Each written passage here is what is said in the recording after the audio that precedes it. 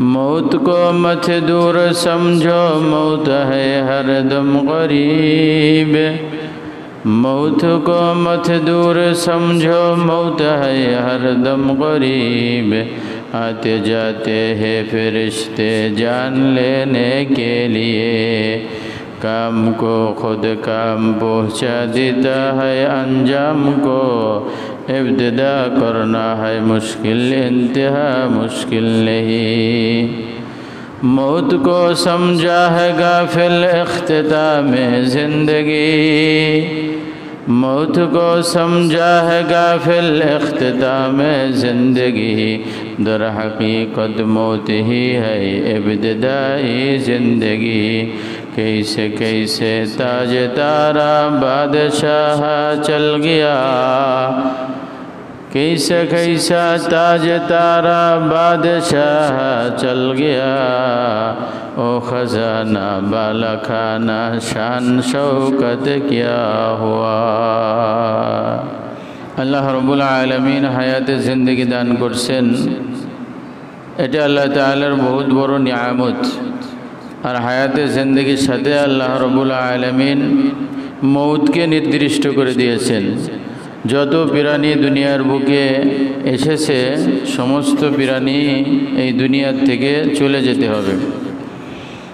এ মর্মে কোরআনে কারীমের মধ্যে আল্লাহ রাব্বুল আলামিন বলেছেন, কুল্লু নাফসিন যায়িকাতুল মাউত সুম্মা ইলাইনা তুরজাউন। আল্লাহ রাব্বুল আলামিন প্রত্যেকটা প্রাণীর জন্য মৌতকে নির্দিষ্ট করে রেখেছেন। প্রত্যেকটা প্রাণী মৃত্যুবরণ করতে হবে। মৃত্যু ছাড়া বিকল্প কোনো পদ্ধতি নেই। মৃত্যুর থেকে কোনো ব্যক্তি পালায়ন করার কোনো সুযোগ নেই। মৃত্যু যখন যেখানে মানুষের জন্য নির্দিষ্ট, তখন সেখানে মৃত্যু চলেই আসবে। মৃত্যুর থেকে বাঁচার কোনো সুযোগ নেই। মৃত্যু এক সেকেন্ড আগেও আসবে না, আবার মৃত্যু চলে আসলে এক সেকেন্ড দেরিও করবে না। এ মর্মে আল্লাহ তাআলা বলেছেন, ইযা জাআ আজালুহুম লা ইস্তাখিরুনা সাআতাও ওয়া লা ইস্তাকদিমুন। যখন যার মৌতের সময় চলে আসবে, মালাকুল মৌত চলে আসবে, তার নির্দিষ্ট সময়ের পূর্বেও আসবে না, আবার নির্দিষ্ট সময় থেকে দেরিও করা হবে না। না জানি আমার জিন্দেগি কখন হায়াতের জিন্দেগি শেষ হয়ে যাবে। এজন্য বেশি বেশি মৌতকে সামনে নিয়ে আখিরাতের জগতের পরিকল্পনা করা। কেন আমরা এই দুনিয়াতে থাকার জন্যে আসিনি। এই দুনিয়া থাকার ঘর নয়, এই দুনিয়া থাকার জায়গা নয়। এখানে আমরা অল্প কিছু সময়ের জন্য এসেছি। মুসাফির যেমন সফর করতে বিভিন্ন এলাকায় যায়, সেই এলাকায় সে থাকার জন্য যায় না, তার গন্তব্য স্থানে পৌঁছানোর জন্য ওই স্থানগুলো পাড়ি দেয়। ঠিক আমার আপনার গন্তব্য স্থান হলো জান্নাত। আমাদের গন্তব্যস্থল কোথায়? জান্নাত। আমরা যাব জান্নাতে। জান্নাতে যাওয়ার জন্য এই দুনিয়ার জগৎ পাড়ি দিতে হবে, কবরের জগৎ পাড়ি দিতে হবে, হাসরের ময়দান পাড়ি দিতে হবে। এগুলো পাড়ি দিয়ে আমাদের জান্নাতে পৌঁছাতে হবে। সেই পাড়ি দেওয়ার জন্য এই এলাকা দিয়ে, এই দুনিয়া নামক এলাকা দিয়ে আমরা সফর করতেছে। মানুষ যেমন সফর করতে যে সফরের স্থানে তেমন কিছু করে না, ঠিক এই দুনিয়াও আমাদের থাকার জায়গা না, করার জায়গা না।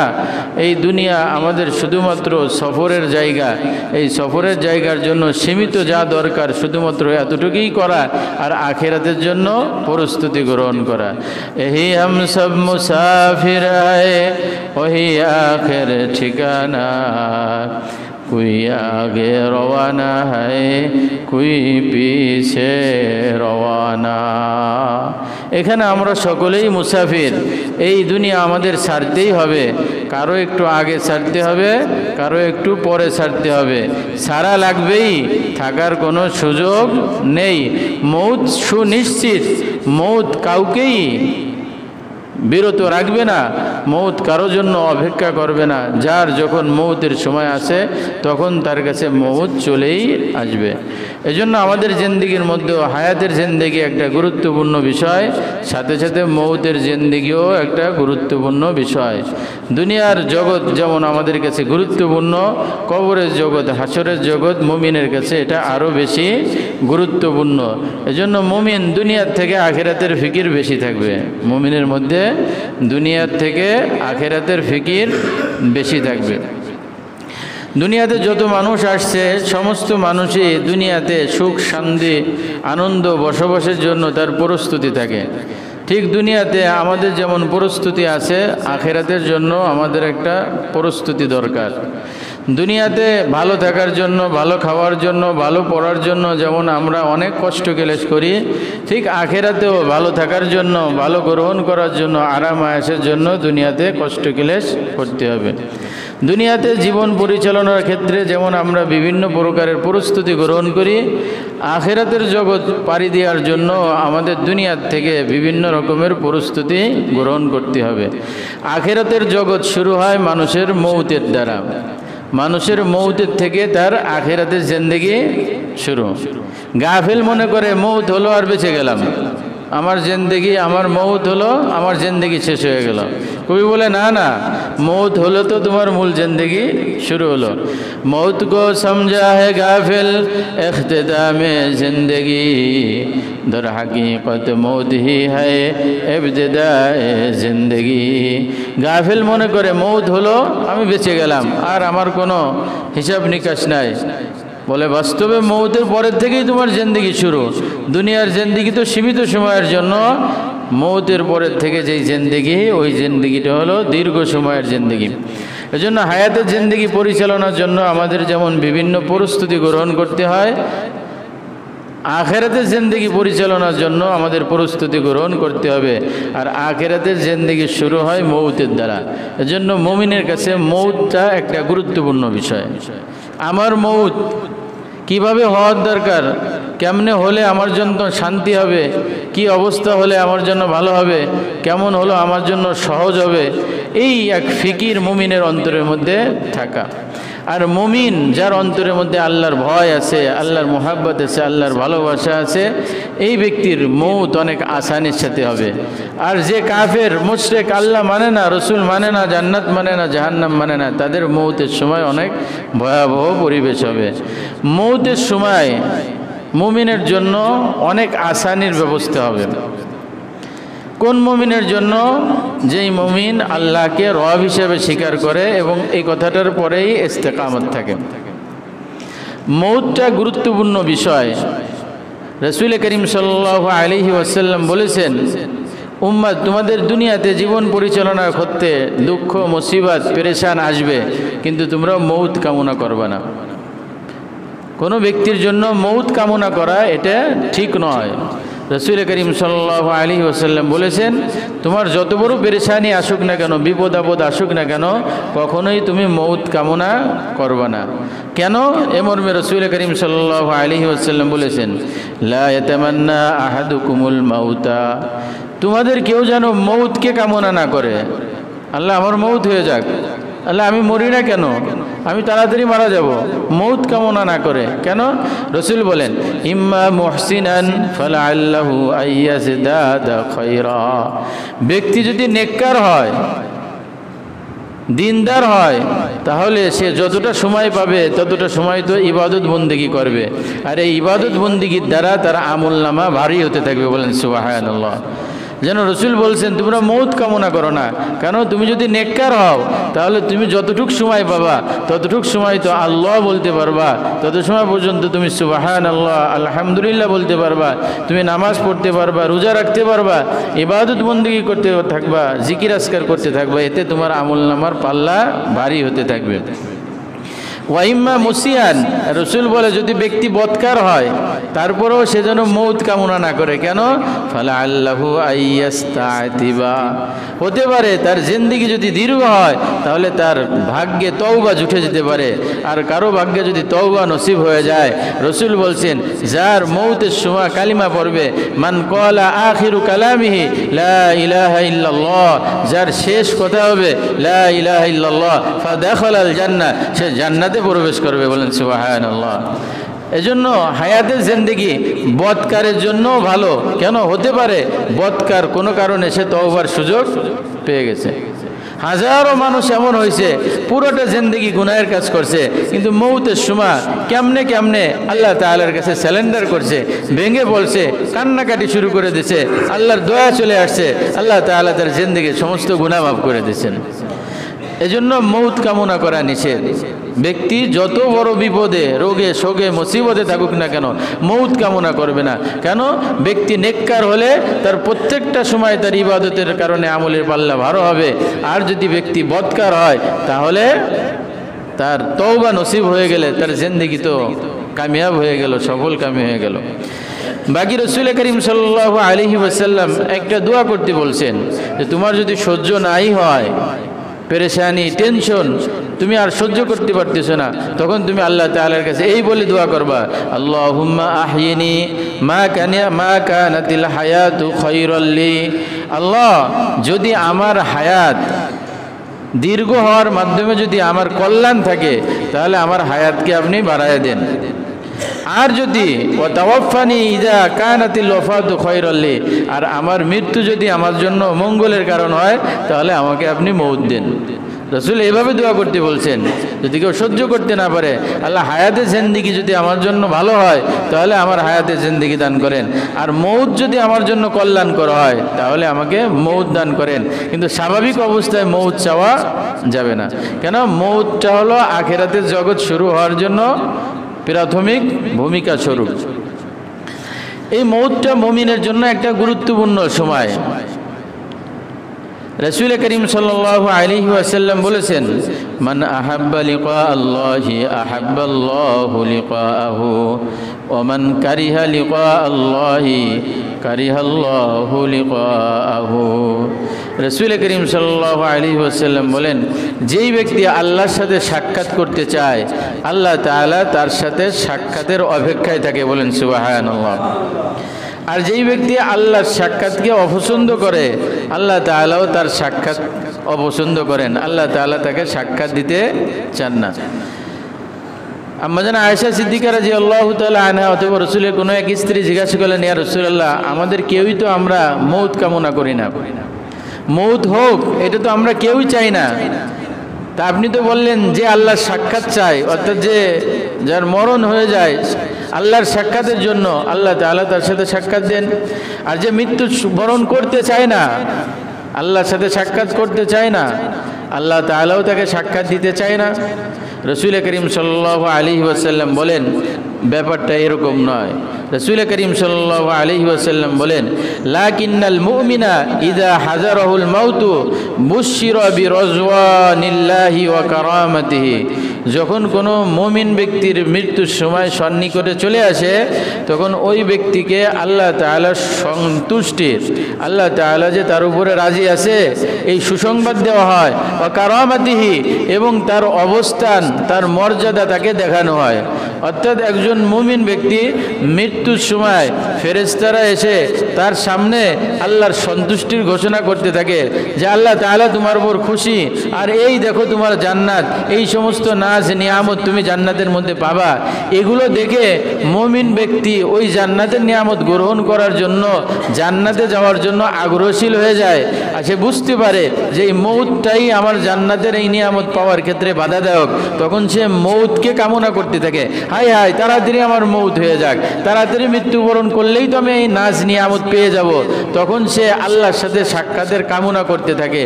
আর বান্দা যখন আল্লাহর সাক্ষাতের কামনা করতে থাকে, জান্নাতের নাজ নিয়ামত দেখে যখন যাওয়ার জন্য পাগল হয়ে যায়, আল্লাহ তাআলা বলেন, রসুল বলেন, লিকা আহাব্বাল্লাহু লিকাহু, এই মুমিন তো এখন মৃত্যুটাকে সে পছন্দনীয় মনে করে যে আমি মরে গেলেই তো এই নাজ নিয়ামত বালাখানা পাবো, তখন সে মৌতটাকে স্বাচ্ছন্দ্যে গ্রহণ করে নেয়।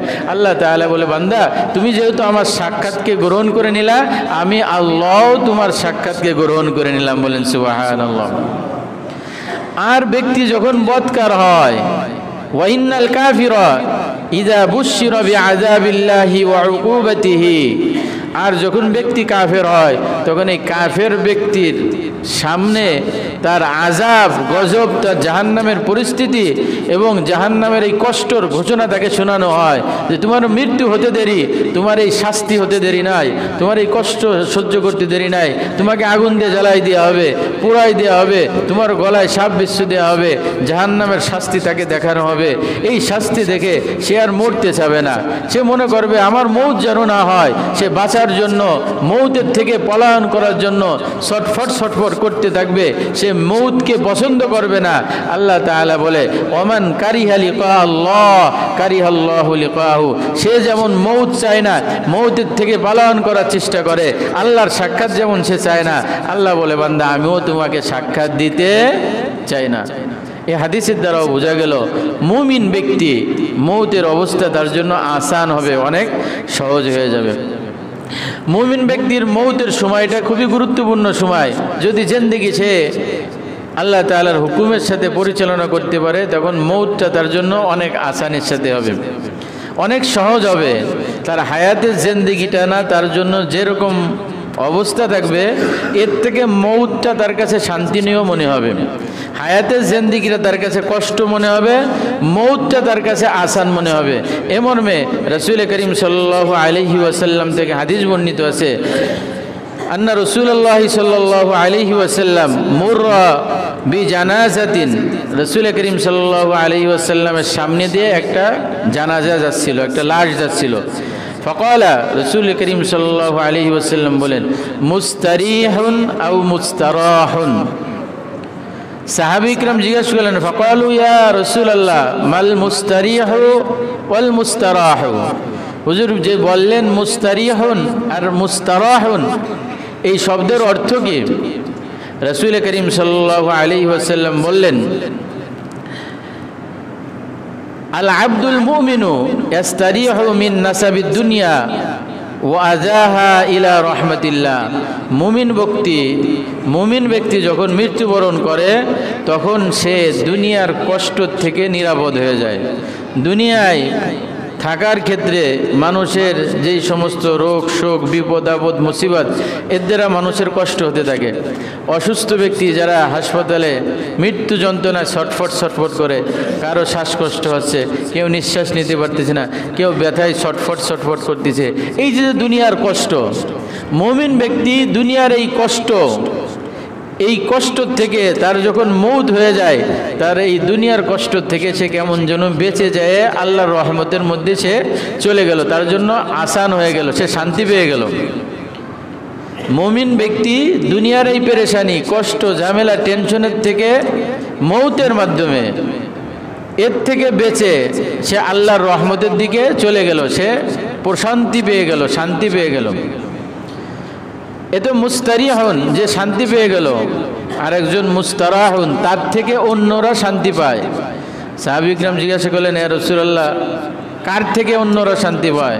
রাসূল করিম সাল্লাল্লাহু আলাইহি ওয়াসাল্লাম বলেন, ওয়াল আবদুল ফাজিরু, যখন গুনাহগার বান্দা, বদকার বান্দা, কাফের মুশরিক বান্দা মৃত্যুবরণ করে, ইস্তারিহু মিনহুল ইবাদু ওয়াল বিলাদু ওয়াশ শাজারু ওয়াদ দাওয়াব, এই বদকার ব্যক্তি মৃত্যুবরণ করার কারণে তার থেকেও মানুষ শান্তি পায়। কারা শান্তি পায়? বলে মানুষ তার থেকে শান্তি পায়, শহর তার থেকে শান্তি পায়, গাছপালা প্রাণীগুলো তার থেকে শান্তি পায়। কেন? এ জালেম ছিল, সে মানুষের উপর জুলুম করত, সে গাছপালার উপরে জুলুম করত, সে শহরের শহরের মধ্যে ফিতনা ফাসাদ সৃষ্টি করত, সে প্রাণীদের উপরে জুলুম করত, এরকম গুনাহগার ব্যক্তি মারা গেলে সমস্ত জগৎ তার থেকে নিরাপদ হয়ে যায়।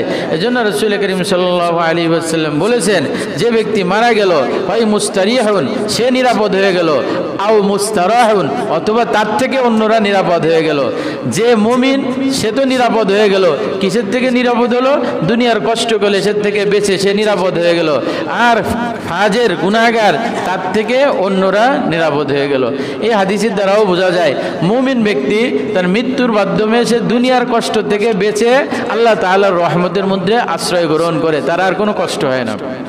এজন্য মুমিনের জন্য মৃত্যুটা এটা কষ্টের কোনো বিষয় না, বরঞ্চ মুমিনের মৃত্যু তার জন্য আরও আনন্দদায়ক এবং সহায়ক। এ মর্মে রাসূল করিম সাল্লাল্লাহু আলাইহি ওয়াসাল্লাম বলেন, আল মাইয়িতু তাহজুরুহুল মালাইকাতু, যখন কোনো ব্যক্তি মৃত্যু শয্যায় শায়িত হয়, তার রূহটা বের হয়ে যাবে, এমন একটা অবস্থায় সে উপনীত হয়, রাসূল করিম সাল্লাল্লাহু আলাইহি ওয়াসাল্লাম বলেন, তাহজুরুহুল মালাইকাতু, তার কাছে ফেরেশতার একটা দল আছে, ফেরেশতাদের একটা দল তার কাছে উপস্থিত হয়।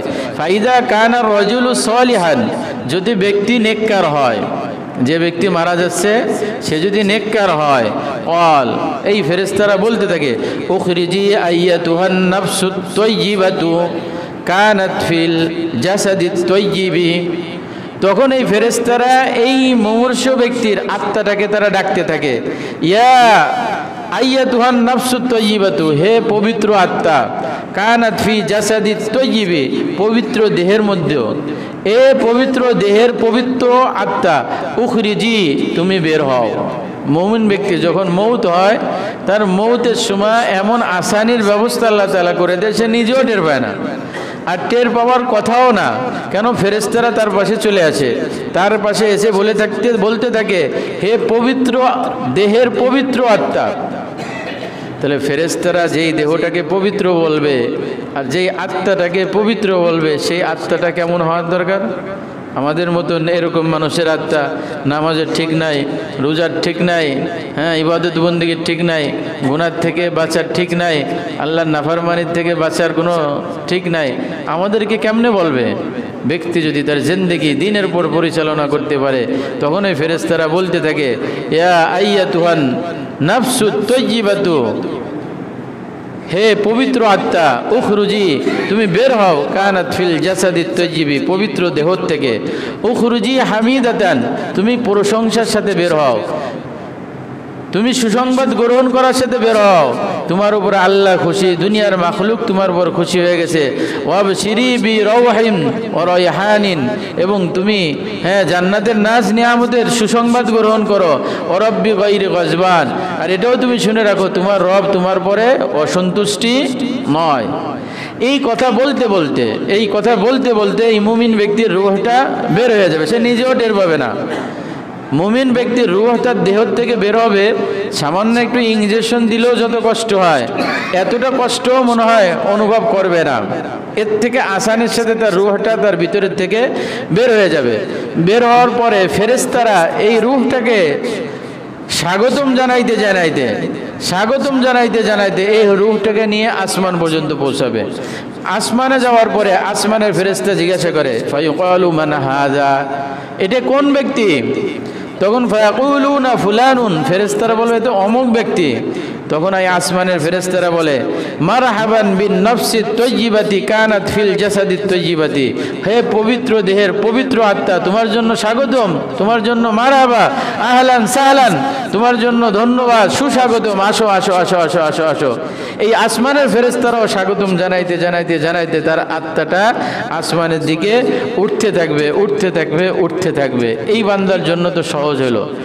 এরকম মউত এবং এই রূহটা আসমানে যাবে, কাদের রূহ আর কাদের মউত আসান হবে, এ মর্মে কোরআনে কারীমের মধ্যে আল্লাহ রাব্বুল আলামিন এক আয়াতের মধ্যে বলেন, ইন্নাল্লাযীনা ক্বালু রাব্বুনাল্লাহ, ইন্নাল্লাযীনা ক্বালু রাব্বুনাল্লাহ ثم استقاموا تتنزل عليهم الملائكة ألا تخافوا ولا تحزنوا وأبشروا بالجنة التي كنتم توعدون আল্লাহ তাআলা বলেন ইন্নাল্লাযীনা ক্বালু নিশ্চয়ই যারা বলে রব্বুনাল্লাহ আমাদের রব আল্লাহ আমাদের রব কে আল্লাহ আমরাও তো একই কথা বলি আমাদের রব কে আল্লাহ আরেকটু জোরে বলেন আমাদের রব কে আল্লাহ আল্লাহ তাআলা বলেন ইন্নাল্লাযীনা ক্বালু রাব্বুনাল্লাহ নিশ্চয়ই যারা বলে আমাদের রব আল্লাহ সুম্মা ইসতাকামু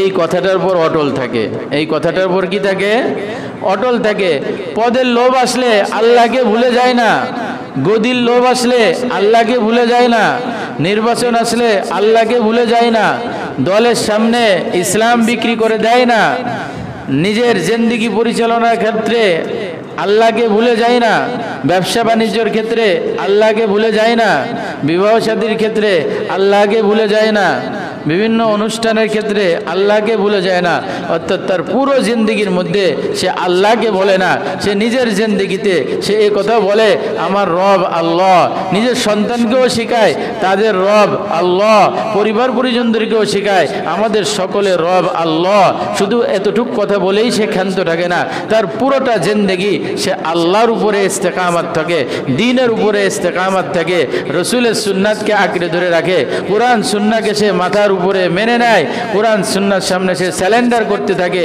এই দ্বীনের পর যে ব্যক্তি ইস্তেকামত থাকে এই ব্যক্তি সম্পর্কে আল্লাহ তাআলা বলেন ইন্নাল্লাযীনা ক্বালু রাব্বুনাল্লাহ সুম্মা ইসতাকামু তাতানাজ্জালু আলাইহিমুল মালায়েকা তাদের কাছে তাদের মওতের সময় ফেরেশতারা আগমন করবে মওতের সময় ফেরেশতারা আগমন করবে কাদের কাছে যারা দুটো বিষয়ের উপর আমল করে এক নম্বর হলো তারা বলে তাদের রব আল্লাহ দুই নম্বর বলে এই কথাটার পরেই সে ইস্তেকামত থাকে তার জীবনটা পরিচালনা করে এই কথার উপরে নিজের সংসার পরিচালনা করে আল্লাহ যেভাবে করতে বলছেন নিজের সন্তানকে লালন পালন করে আল্লাহ যেভাবে করতে বলছেন নিজের ছেলে মেয়েকে লালন পালন করে আল্লাহ যেভাবে করতে বলছেন কিন্তু আমরা আমাদের সন্তান পারিবারিক জীবনে আল্লাহকে ভুলে যাই নিজের স্ত্রীকে পর্দা করাই না নিজের মেয়েটাকে পর্দার মধ্যে রাখি না নিজের বোনটাকে পর্দার মধ্যে রাখি না নিজেও পর্দার মধ্যে থাকি না আমি নিজে বেগানা নারীর দিকে তাকাই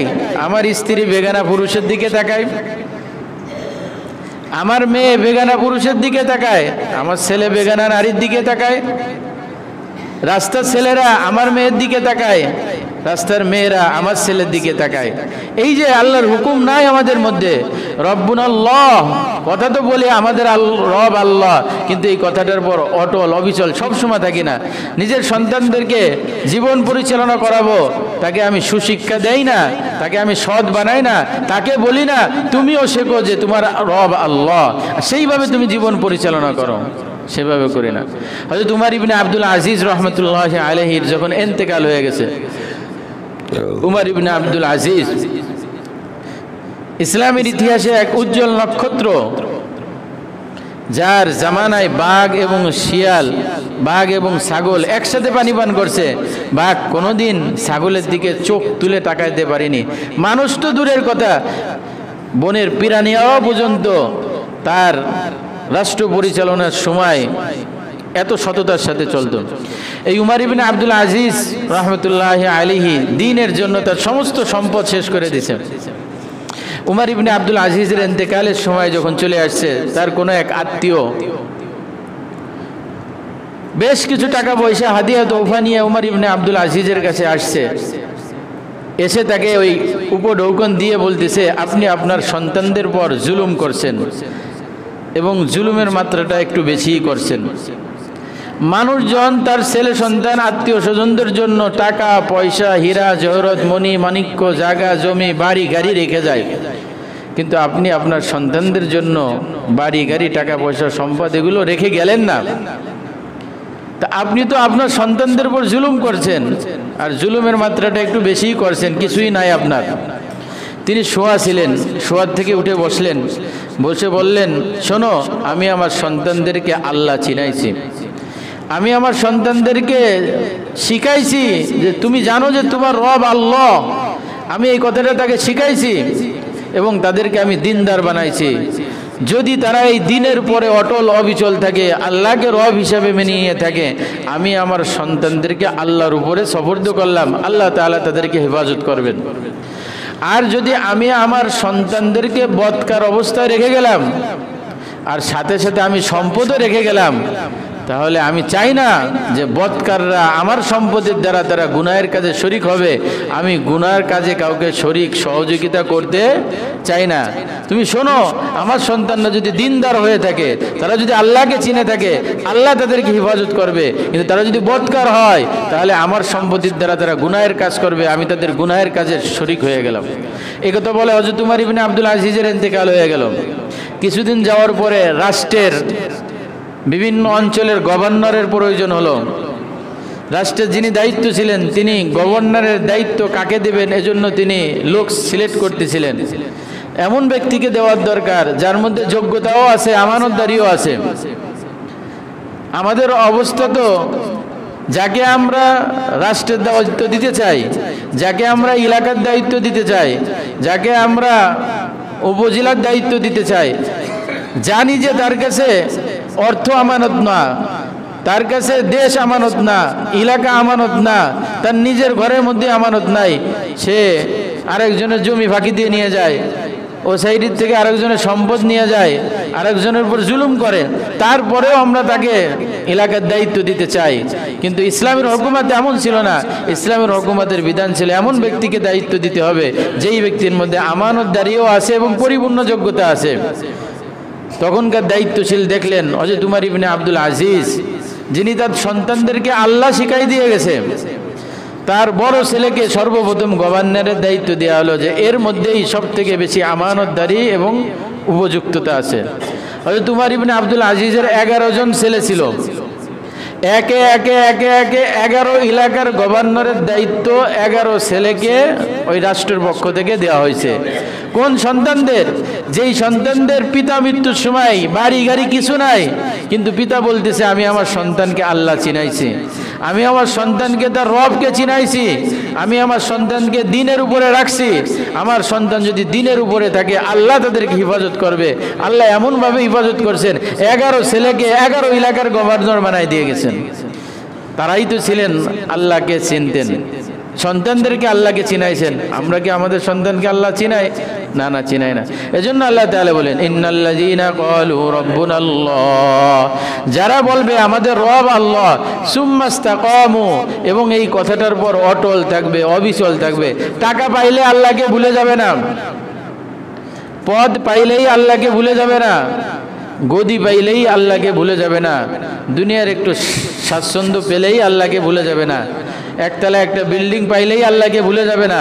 সর্ব অবস্থায় আল্লাহকে যে কি করবে, আল্লাহর নাম স্মরণ করবে, আল্লাহর হুকুমের সামনে মাথা পেতে নেবে, আর এই কথাটার পর মৌত পর্যন্ত অটল থাকবে।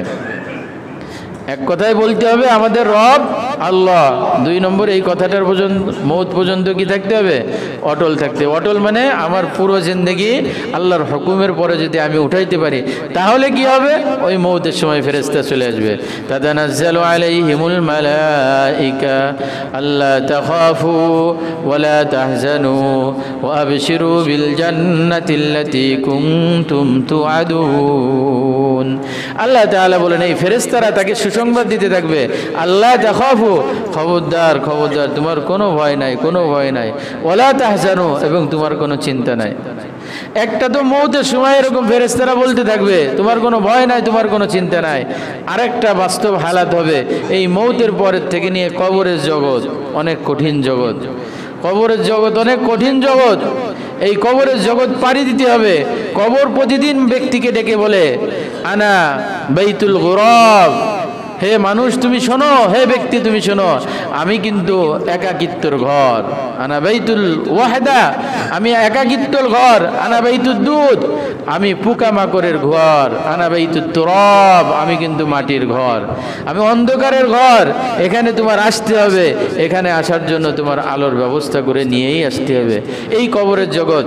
রাসূল করিম সাল্লাল্লাহু আলাইহি ওয়াসাল্লাম বলেন, বৎকারকে যখন কবরে রাখা হবে তখন মাটির দুই পাশের থেকে এমনভাবে চাপ দেওয়া হবে, এক পাঁজরের হাড় আরেক পাঁজরের সাথে টাস টাস টাস টাস করে মিলে যাবে, দুই পাশের মাটি অ্যাডজাস্ট হয়ে যাবে, তার শরীর একদম নিশ্চিহ্ন হয়ে যাবে। এই কবরের জগৎ পাড়ি দিতে হবে।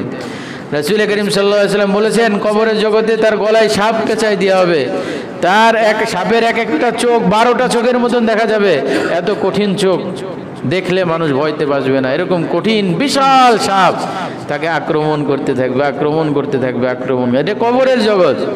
একজন ফেরেশতা আসবে বিবর্ষ চেহারার মধ্যে কোনো ভালাই থাকবে না, কুশ্রী চেহারার, বিশাল দেহের অধিকারী, তার মাথার থেকে পা পর্যন্ত চুল ঝুলানো থাকবে, বিশাল হাতুড়ি থাকবে, এই হাতুড়ি দিয়ে শাস্তি দিতে থাকবে। এটা কবরের জগৎ, এটা পাড়ি দিতে হবে। কবরের জগতের কঠিন অবস্থা। যখন কোনো ব্যক্তিকে ফেরেশতারা বলবে মা রব্বুকা ওমা দীনুকা ওমা নাবিয়ুকা, তখন বৎকার বলবে হা হা হা লা আদরি লা আদরি লা আদরি, হায় হায় হায় হায়, আমি জানি না, আমি জানি না আমার রবকে, আমি জানি না আমার দিন কি ছিল, আমি জানি না আমার নবী কি ছিল। এই বলার সঙ্গে সঙ্গে ফেরেশতারা আসমানের থেকে আল্লাহ তাআলা বলবে কাযাবা আবদি, আমার বান্দা মিথ্যা বলছে, ওয়াফরিশুহু মিনান নার, তার জন্য জাহান্নামের আগুনের বিছানা বিছাই দাও, ওয়াল বিসুহু মিনান নার, জাহান্নামের আগুনের পোশাক তার গায়ে পরিধান করাই দাও, ওয়াফতাহু লাহু বাবান ইলান নার, জাহান্নামের দরজা তার কবরের সাথে খুলিয়ে দাও। কোথায় জাহান্নাম? জাহান্নামের দরজা খুলে দেওয়া হবে, তার কবরের সাথে জাহান্নামের সাথে একটা সম্পর্ক করা হবে। ওই জাহান্নামের আগুনের ধোঁয়া, তার তাপ আর তার অগ্নিশিখা এই কবর পর্যন্ত পৌঁছাইতে থাকবে, আর সে শাস্তি ভোগ করতে থাকবে। এটা কবরের জগৎ, এটা পাড়ি দিতে হবে। এই কবরের জগৎ কেমনে পাড়ি দেব আমরা? এরপরে আসবে হাসরের ময়দানে ফুলসিলাতের এই অবস্থা। আল্লাহ তাআলা বলে দিয়েছেন তোমার সাথে সাথে ফেরেশতা থাকবে যদি তুমি দুটো কাজ করতে পারো। এক নম্বর কাজ হলো রব্বুন আল্লাহ, এ কথা স্বীকার করো আমার রব আল্লাহ, সুম্মাস্তাকামু, মৌত পর্যন্ত এই কথাটার উপর অটল অবিচল থাকো, দ্বীনের উপরে মজবুতির সাথে থাকো। আল্লাহ তাকাফু, ফেরেশতারা তোমাদেরকে বলবে এই কবরের জগতে তোমার কোনো ভয় নাই, কোনো ভয় নাই, কোনো টেনশন নাই। ওয়ালা তাহজানু, ফুলসিরাতের সামনে যাওয়ার সময় ফেরেশতা বলবে তোমার কোনো টেনশন নাই, ফুলসিরাতের কোনো চিন্তা তোমার নাই। ওয়াবশিরু বিল জান্নাহ, ওই তো জান্নাত, জান্নাতের সুসংবাদ গ্রহণ করো। এই দুনিয়ার এই জিন্দেগি শেষ করে পরবারের ওই জিন্দেগিতে সুখ শান্তি এবং আনন্দ ভোগ করার জন্য আমাদের এই দুনিয়ার এই জিন্দেগিটাকে ইসলামের পরে ঈমানের পরে অটল থাকতে হবে। এজন্য আল্লাহ তাআলা আগের থেকেই বলে দিয়েছেন এক বাক্যে স্বীকার করো আমাদের রব আল্লাহ, আর মৌত পর্যন্ত এই দ্বীনের উপরে ইস্তেকামাত থাকো। যদি থাকতে পারি আমাদের মৌত আসানের সাথে হবে। মৌত কি হবে? আসানের সাথে হবে। আমি আমার জীবদ্দশায় আমি কোনো মৌত দেখিনি, কোনো মানুষ আমার সামনে মারা গেছে আমি দেখিনি। আমি শুধুমাত্র আমার আব্বার মৌতটা দেখছি। আমার আব্বার মৌত এত আসানের সাথে হয়েছে এবং মৌতের পরে এমন একটা মিষ্টি হাসি তার ঠোঁটের সাথে লেগে গেল, এটাই আমাকে এখন সবসময় ভাবাই তুলতেছে যে আমার মৌত কি এমন হবে। আমার আব্বা একজন সাধারণ মানুষ ছিল, তার মৌতটা এত সুন্দরভাবে হলো, আমার মৌত কি এমন হতে পারে? এত সুন্দরভাবে কেমনে মানুষের মৌত হয়? যেই মানুষটা শ্বাসকষ্টে ছটফট ছটফট করতেছে, তার চেহারাটাও কেমন বিবর্ষ হয়ে যাচ্ছে, কিন্তু মৌতের সাথে সাথে ঠোঁটের মধ্যে একটা মিষ্টি হাসি আটকে গেল। হাসি কোথার থেকে আসলো? সে তো কষ্টের মধ্যে ছিল, শ্বাসে কষ্ট হচ্ছিল, মুখ দিয়ে শ্বাস ছাড়তেছিল, হা হা হা এরকম শ্বাস ছাড়তেছে, কিন্তু তার এই মুখের মধ্যে হাসি কোথার থেকে আসলো? তার মুখ তো ভিন্ন রকমের হয়ে যাওয়ার কথা। কিন্তু চিন্তা করে দেখলাম মানুষ যদি দিনের উপরে থাকতে পারে আল্লাহ তাআলা আসানের ব্যবস্থা করে। মৌত এত শান্তির সাথে হলো, আমার কাছে মনে হচ্ছিল যত সময় জীবিত ছিল তত সময় কষ্টের মধ্যে ছিল, যখন মৌত হয়ে গেল তখন মনে হলো একদম ঠান্ডা আসান হয়ে গেল, কেমন যেন এখন শান্তিতে আছে। যত সময় জীবন ছিল তত সময় কষ্ট ছিল। আমি কোরআন হাদিস গবেষণা করে দেখলাম হ্যাঁ ঠিক তাই তো হবে। মানুষ যদি তার জিন্দেগি ঈমানের পরে থাকতে পারে আর ঈমানের পরে ইস্তেকামাত থাকতে পারে, তার জন্য মৌতটা আনন্দদায়ক হয়ে যাবে। সে মৌতের সময় এগুলো দেখবে, তাকে জান্নাত দেখানো হবে, তাকে আল্লাহর সুসংবাদ দেওয়া হবে। আল্লাহর সুসংবাদ আর এগুলো দেখলে তার মুখের মধ্যে মিষ্টি হাসি চলে আসবে। সে স্বাচ্ছন্দ্যের সাথে আনন্দের সাথে, একজন মানুষের শুয়ের খোঁজা লাগলে যতটা না ব্যথা না পায় তার থেকেও আসানের সাথে মৌত হয়ে যাবে। এরকম মৌত আমার আপনার হওয়ার জন্য মৌত পর্যন্ত দিনের পর ইস্তেকামত থাকতে হবে। আল্লাহ তাআলা আমাদের সকলকে মৌত পর্যন্ত দিনের উপরে অটল অবিচল থাকতে পারি সেই তৌফিক দান করেন। ওয়া আখিরু দাওয়ানা আনিল হামদুলিল্লাহি রাব্বিল আলামিন।